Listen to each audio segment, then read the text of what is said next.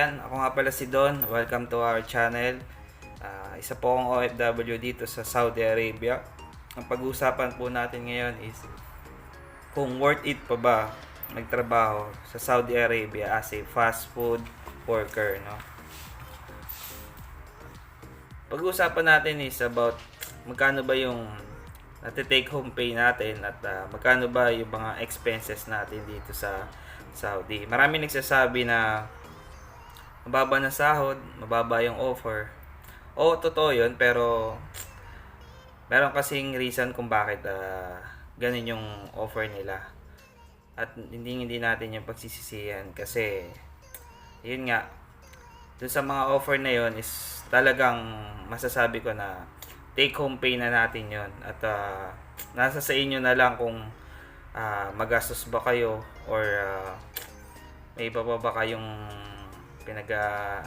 nagkakagastusan or anything, di ba? So yun guys, bibigyan ko kayo ng ilang reason kung bakit nasabi ko na kahit pa paano okay pa rin naman magtrabaho dito sa Saudi Arabia as a fast food worker, no? Unang-una, libre ang accommodation. Wala kami binabayaran sa accommodation dito sa room. May sarili-sarili kaming room, kama.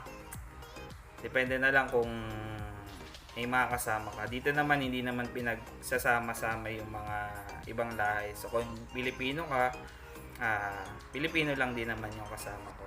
Gaya ko, katulad ko ngayon, dalawa lang naman kami sa room namin. So napakalaki ng room namin para sa dalawa. Then nga pala, itong sinasabi ko ay nakadepende lang naman base sa experience ko dito. Base sa experience ko sa company namin. So yun, number 1, libre ang accommodation. Then, yung accommodation pala namin is may aircon na yun. So, kung nakikita nyo dun sa kabila, libre na aircon. Sobrang lamig. Minsan, pinapatay ko na lang. Then, pangalawa, susunod doon is libre yung transportation. So, yung papasok namin, tsaka pauwi namin sa trabaho, libre yun. Hindi ka mamamasahe dahil may sarili kaming driver, may sarili kaming service na susundo sa amin at maghahatid sa amin sa trabaho, papunta at pauwi. Then, ang susunod, libre ang electricity. So, wala kami binabayaran sa kuryente. Unlimited kami dito. So, kung kahit ano isaksak mong appliances, kung bumili ka ng appliances sa labas, wala silang pakialam doon. Basta libre lahat. Magsaksak ka kung ano-ano. Kahit ano. Kahit magdamag pa yan nakasaksak. Walang problema. Libre yun. And then, tubig, libre din. Talagang wala kang babayaran.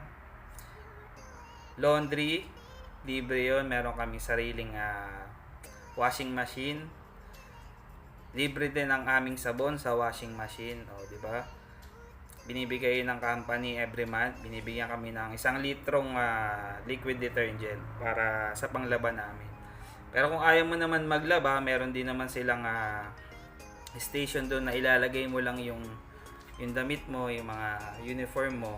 Tapos sila na yung maglalaba para sa iyo. Dadalhin nila yon, tapos ipapalaundry nila sa labas. Tapos ihintayin mo na lang pagbalik, sasampay na lang nila dun sa room. Tapos kukunin mo na lang. Pero kasi hindi ko yun prepared kasi pag ginawa ko yun, hindi ko alam kung makakabalik pa ba yung damit ka ng maayos. Siyempre, iba pa rin kapag ikaw yung naglaba. So, libre yun. Sasalpak mo na lang yung mga damit mo. Then, lalagyan mo ng sabon. Tayo mo na lang matapos. Kunin mo na. I-dryer na rin. Sampay mo na lang. The next, libre po ang LPG gas. No? So, kung gusto mong magluto, kung mahilig ka magluto, ako naman, siyempre, mahilig ako magluto kasi. So, pabor na pabor sa akin yun. So, unlimited din yun. Libre ang LPG gas. Libre ang gas stove. Bibili ka na lang syempre ng lutuan mo tsaka ano yung lulutuin. Then, ang pinakamaganda naman dito next is yung libre yung wifi. Kasi alam naman natin na kahit mawalan na tayo ng sabi nga nila mawalan na tayo ng tubig or late man yung sahod natin, sabi ng iba. Pero wag lang mawala yung wifi kasi pag nawala yung wifi, Hindi natin alam kung anong gagawin natin. So, ang hirap kumonta kasi ito lang yung buhay natin dito. Internet, nagpapasaya sa atin. Nakakausap natin yung pamilya natin every time. Yun. Next is libre din pala yung pagkain namin sa trabaho. Siyempre may 1 free meal kami a day sa work namin. Then 8 hours lang po ang duty namin, pero siyempre nagkakaroon ng OT. Madalas nagkakaroon ng OT at pabor yun para sa amin. Siyempre mas lalaki yung sasahurin namin siyempre. Ayun, wala rin po palang tax dito sa sahod mo. So ibig sabihin kung magkano yung basic pay mo, malinis po yun. Wala nang kaltas na kahit piso hindi nila yung kakaltasan. So ako nga pa lang, sahod ko dito is as assistant manager sa isang fast food restaurant. By the way, ang fast food pala namin, ang company pala namin is Shawarma restaurant. Yan. Sahod ko as assistant manager doon is 2,400. Kasama na doon yung food allowance. So ako naman, gumagastos lang ako siguro around 200 reals para sa isang buong buwan. Tingin ko kasi last time naman 200 lang yung ginastos ko. Pero enough naman na yun para sa akin sa isang buong buwan. Nakabili na ako ng bigas ko doon, nakabili na ako ng mga meat ko, vegetables, nakabili rin ako ng essentials ko. Kung ano-ano pa, kahit pa paano okay naman. So, sobrang mura kasi ng bilihin dito, hindi tulad ng sa Pilipinas. Kasi sa Pilipinas magkano yung bigas?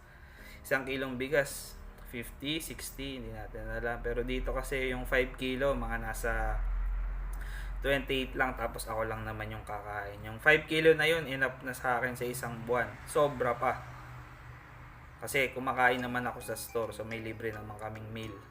Tsaka, pag nasa store kasi kami, hindi naman kasi sila madamo sa pagkain. Ngayon, kung magbe-break time ka at gusto mong kumain ng mas marami, okay lang din naman. Huwag lang sobra kasi garapalan na yun, di ba? So, all in all, kung sumasahod ako ng 2,400, minus ko na yung 200 na itatabi ko para sa essentials ko at saka sa food allowance ko. So, malinis na sa akin yung 2,200. Wala pang OT doon, ha? Kasi kapag may OT ka, minsan nakakatanggap ako ng OT na 300 reals, 200, 400, depende kung malakas talaga yung sales. So, take home ko na yung all in all, take home ko na yung 2,200. So, kayo na lang mag-compute. Ang compute ngayon is 2,000, sa 1 real, 15.6. So, times nyo na lang doon. Siguro mga nasa around 34,000, yung 2,200. Take home ko na yun, malinis na yun, walang kahit anong kaltas. Ngayon, na-save na ako. Meron na rin akong ipapadala sa pamilya ko sa Pilipinas. So, yun. Kahit paano as a first timer, para sa akin, pwede na. Kahit paano, kuha lang tayo ng experience, and then kung karon pa ng mas magandang opportunity sa mga susunod, di ba? Alay mo, ma-promote tayo or anything na dumating, go lang ng go. So, yun na, sa mga gustong, sa mga aspirant dyan, maging OFW as a fast food worker dito sa Saudi, kaya, pwede naman kahit papaano. So, talagang huwag ka lang magastos, huwag ka lang bili ng bili. Pwede naman bumili, kahit ako nakakabili naman ako kahit papaano ng mga kailangan ko. Kasi ang mga masasabi ko lang talaga, sobrang mura ng mga bilihin, hindi tulad sa Pilipinas. Para kang bumalik sa 1990s kung nasa Pilipinas ka, parang gano'n. Chicken, 7 real lang, kalahating kilo na. Minsan, isang buong manok, 13 reals. Isang buong manok na yun, 4 na araw, 5 araw na sa'yo. Depende kung ano bang luto yung gagawin mo. Beef dito, parang nasa 30 reals, isang kilo, pero marami na rin yun kung ikaw lang naman mag-isa.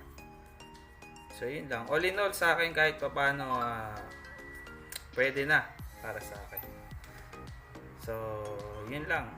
Ah, Huwag lang tayo maluho, huwag lang tayong pray lang tayo palagi. At ingatan lang din natin yung sarili natin. Matulog tayo ng maayos. Kasi ako, tulad ko, 8 hours lang naman ang duty ko. Kung mag-OT, siguro 2 hours lang, 1 hour. Pag uwi, susunduin ng service. Free time ko na yung lahat.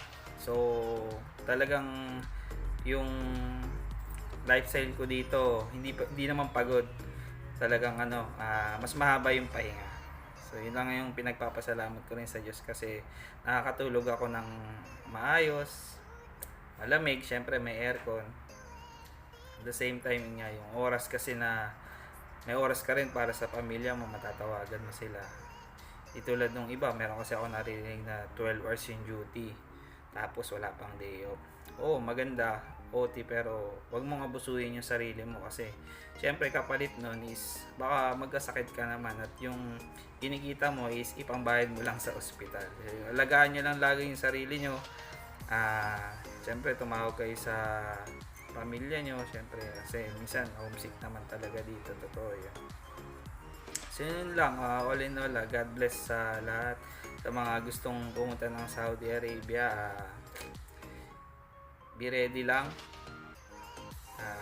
Lakasan lang talaga ng loob.